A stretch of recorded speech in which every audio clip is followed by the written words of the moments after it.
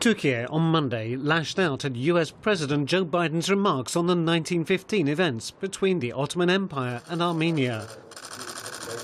Turkish Foreign Minister Mevlut Çavuşoğlu said on Twitter, "Yet another attempt by political charlatans to distort history.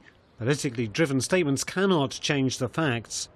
Those intentionally insisting on their mistakes are destined to be remembered as hypocrites. No one shall dare to lecture us on our history."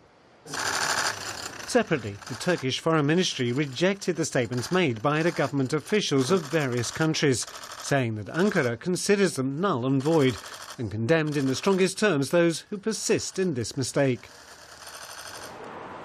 In a statement, the ministry also said that Türkiye does not need to be lectured about its own history by anyone. It added that 1915 events cannot be defined according to politicians' personal agendas and their domestic political considerations. The statement further read, "Such an approach can only lead to distortion of history. Those who insist on this biased approach will go down in history as worthless opportunist politicians." Ankara also urged those who seek to derive animosity from history for shallow political considerations to support the Joint History Commission proposal and the regional peace and cooperation efforts led by Türkiye instead of repeating such grave mistakes.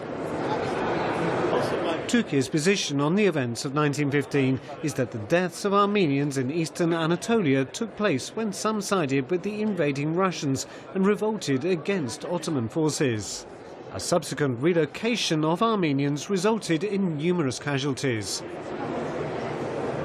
Türkiye objects to the presentation of the incidents as genocide, describing them as a tragedy in which both sides suffered casualties. Ankara has repeatedly proposed the creation of a joint commission of historians from Türkiye and Armenia, as well as international experts, to tackle the issue.